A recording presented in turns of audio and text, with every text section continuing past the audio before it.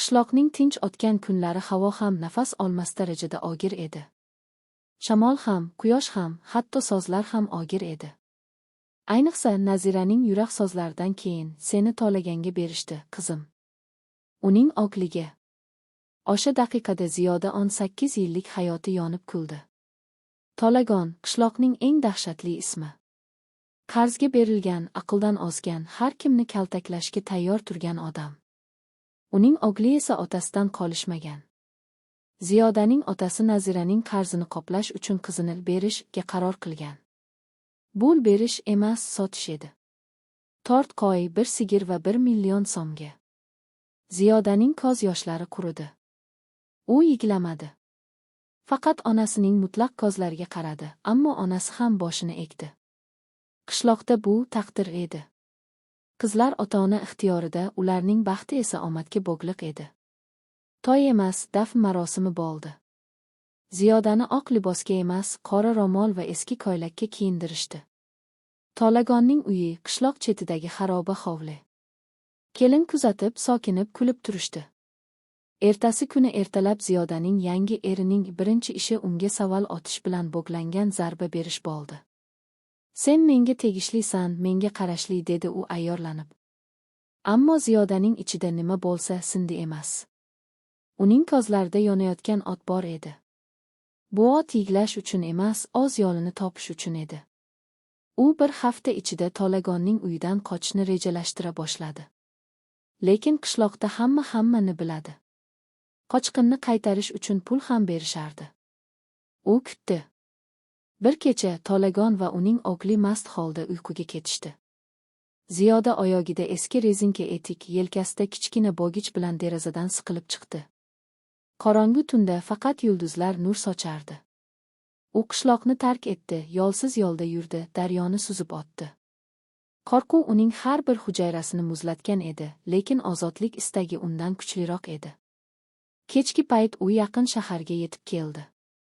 Ammo bu yerda ham uning uchun joy yo'q edi. Pul yo'q, hujjat yo'q, ishonchli kishi yo'q. Bir necha kun u avtovokzalda, qurilish maydonchalarida yashadi. Ovqat uchun mevalarni yuvish, idishlarni artish kabi ishlarni qildi. Bir kuni u kichik bir restoranda ish topshirdi. U yerda Nargiza ismli keksa ayol bilan tanishdi. Nargiza uni o'z uyiga olib bordi, ovqat berdi va uning hikoyasini eshitib ko'z yoshi to'kdi. Men ham qishloqdanman, qizim, dedi u hayot o'tkazib yubormaydi. Nargiza Ziyodani do'konga yordamchi qilib qo'ydi. Bu kichik do'kon edi, lekin Ziyoda uchun bu osmonga ochilgan eshik edi. U faqat sotuvchi emas, balki o'quvchi edi. U do'kondagi har bir mahsulot narxini, mijozlar xohishini o'rgana boshladi. Kechasi u Nargizaning kompyuteridan foydalanib, biznes, moliya, savdo-sotiq haqida o'qidi. Uning aqli ochildi. U qishloqda o'sgan, lekin u yerda o'rgangan mehnatsevarlik va sadoqat shaharda uning eng kuchli quroliga aylandi. Bir yil o'tgach, Ziyoda kichik bo'lsa-da, o'z rejasini Nargizaga aytdi. Men qishloqdan yangi tabiiy mahsulotlarni olib kelib, shaharda sotmoqchiman. Hammasi halol va sifatli bo'ladi. Nargiza uni qo'llab-quvvatladi, hatto dastlabki mablag' berdi. Ziyoda qishloqqa, o'z qishlog'iga qaytishga jur'at qilolmadi. U yaqin atrofdagi boshqa qishloqlarga borib, fermerlar bilan suhbatlashdi.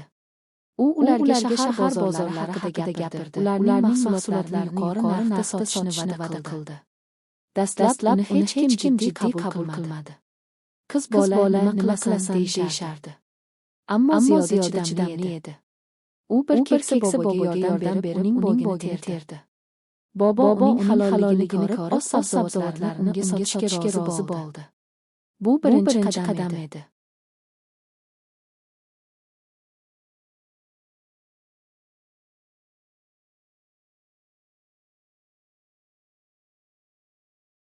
Ziyoda o'zining kichik tabiiy mahsulotlar loyihasini boshladi.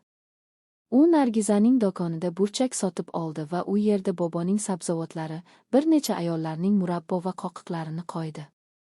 Mahsulotlar tezda sotildi, chunki ular chinakam, himoyasiz edi.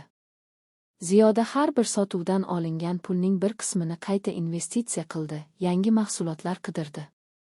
2 yil ichida u kichik ombor va yuk mashinasiga ega bo'ldi.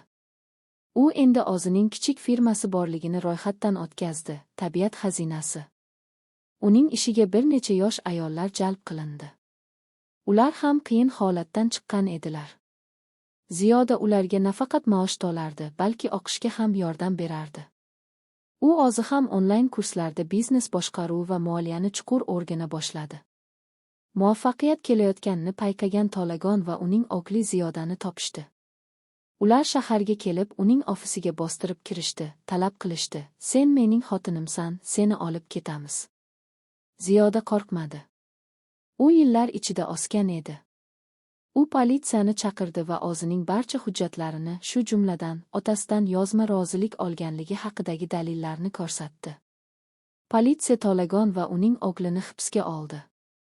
Bu Ziyoda uchun nafaqat g'alaba, balki qasos edi. U nihoyat 60 dan butunlay ozod bo'ldi. Tabiat xazinasi tez o'sdi. Ziyoda endi nafaqat sabzavot, balki qishloq xalq hunarmandchiligi mahsulotlari, dorivor o'simliklar va ekologik toza mahsulotlar bilan ishlay boshladi. U internet orqali sotuvni yo'lga qo'ydi. Uning veb-sayti va ijtimoiy tarmoqdagi sahifalari mashhur bo'ldi. Uning hikoyasi, uning sadoqati va mahsulotlari sifatiga ishonch orttirdi. Bir kuni uning mahsulotlari haqidagi maqola yirik biznes jurnalida chop etildi. Ertasi kuni unga yirik xalqaro investitsion fonddan qo'ng'iroq keldi. Ular tabiat xazinasini sotib olishni taklif qilishdi. Ziyoda rad javobini berdi. "Bu mening farzandim", dedi u. "Men uni sotmayman, lekin hamkorlikka ochiqman."